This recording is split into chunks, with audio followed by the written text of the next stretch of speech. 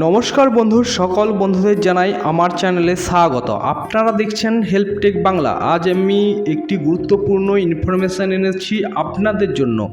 অবশ্যই ভিডিওটি আপনারা শেষ অবধি দেখতে থাকুন। আর যারা আমার চ্যানেলে নতুন তাদেরকে বলবো চ্যানেলটিকে সাবস্ক্রাইব করে সঙ্গে থাকবেন। আর যারা সাবস্ক্রাইব করেছেন তাদেরকে অসংখ্য অসংখ্য ধন্যবাদ।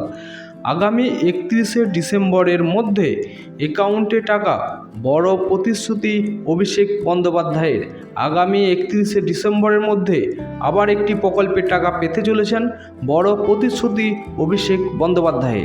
পূর্ব বর্ধমানের কাটোয়ার জনগর্জন সভা থেকে সভা প্রসিদ্ধ ভঙ্গিতেই বিজেপি তথা কেন্দ্রীয় সরকারকে তীব্র নিশানা করলেন তৃণমূলের সাধারণ সম্পাদক অভিষেক বন্দ্যোপাধ্যায়। বিজেপি ফের একবার ক্ষমতায় এসে কিষাণ ক্রেডিট কার্ড ও লক্ষ্মী ভাণ্ডার বন্ধ করার চেষ্টা করবে বলে আশঙ্কা প্রকাশ করলেন অভিষেকবাবু। একই সঙ্গে আবাস যোজনা এবং 100 দিনের কাজের টাকা নিয়েও কেন্দ্রীয় সরকারকে আক্রমণ করেন তৃণমূলের সর্বভারতীয় সাধারণ সম্পাদক। তিনি সাফ জানান, তৃণমূলের হাত শক্তিশালী করলে আগামী 31শে ডিসেম্বরের মধ্যে বাড়ির টাকার প্রথম ইনস্টলমেন্ট আবেদনকারীদের অ্যাকাউন্টে চলে যাবে বলেও আশ্বাস দিলেন অভিষেক বন্দ্যোপাধ্যায়।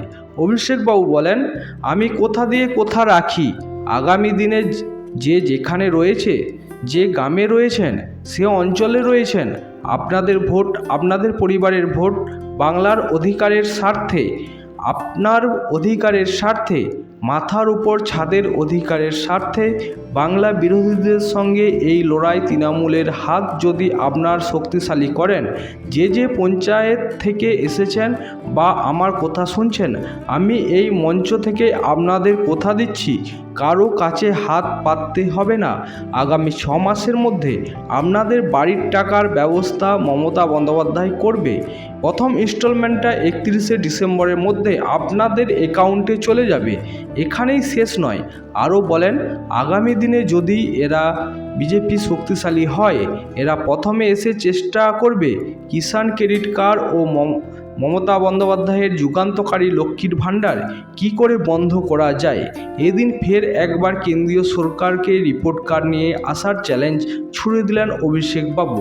তো 100 দিনের কাজ আপনারা জানেন 2 বছর অতিক্রান্ত হয়ে যাওয়ার পর যারা কাজ করেছিলেন তাদের পরে কিন্তু আমাদের রাজ্য সরকার নিজেদের প্রতিশ্রুতি মতো সেই টাকা কিন্তু যারা প্রাপক তাদের অ্যাকাউন্টে কিন্তু দিয়ে দিয়েছে।